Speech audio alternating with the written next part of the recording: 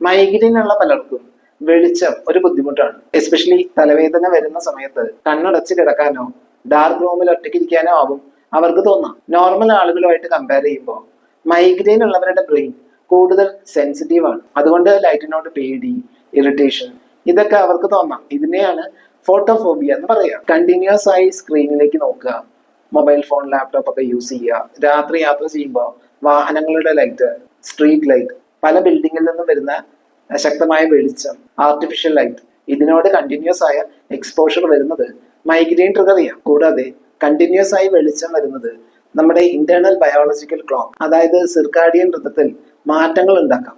ഇതും മൈഗ്രെയിനെ ബാധിക്കും. അന്തരീക്ഷ മലിനീകരണം, വായു മലിനീകരണം എന്നിവ പോലെ ലൈറ്റ് പൊല്യൂഷൻ അഥവാ പ്രകാശ മലിനീകരണവും ഇന്ന് കോമൺ ആയി കാണുന്നുണ്ട്. ഇതിനർത്ഥം കംപ്ലീറ്റ് ആയിട്ട് ലൈറ്റ് ഉപയോഗിക്കേണ്ടതല്ല. രാത്രി കാലങ്ങളിൽ അമിതമായി ലൈറ്റ് ഉപയോഗിക്കുന്നത് കൺട്രോൾ ചെയ്യാം. കണ്ടിന്യൂസ് ആയി ഗാഡ്ജറ്റ്സ് ഉപയോഗിക്കുന്നുണ്ടെങ്കിൽ 20 മിനിറ്റ് കൂടുമ്പോൾ ഒരു ബ്രേക്ക് എടുത്ത് കുറച്ചു നേരം കണ്ണടച്ച് കിടക്കുക, അല്ലെങ്കിൽ ദൂരെ എവിടേക്കെങ്കിലും നോക്കുക. സ്ക്രീൻ ടൈം പരമാവധി കുറയ്ക്കുക.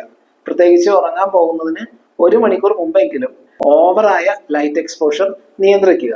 രാത്രി ട്രാവൽ ചെയ്യുക, കുറെ നേരം ലാപ്ടോപ്പോ മൊബൈലോ ഉപയോഗിക്കുക. ഈ ടൈമിലൊക്കെ കണ്ണിന് പ്രശ്നങ്ങളൊന്നും ഇല്ലെങ്കിൽ പോലും ആന്റി ഗ്ലെയർ പ്രൊട്ടക്റ്റഡ് കണ്ണടകൾ ഉപയോഗിക്കുക. സ്ക്രീൻ ഗാർഡ് യൂസ് ചെയ്യുക. ബ്രൈറ്റ്നസ് മാക്സിമം കുറച്ച് വെക്കുക. സോ വെളിച്ചം ഒരു പ്രശ്നമായി ഒഴിവാക്കുന്നതിന് പകരം ശരിയായി അതിനോട് അഡാപ്റ്റ് ചെയ്യാൻ ശ്രമിക്കുക.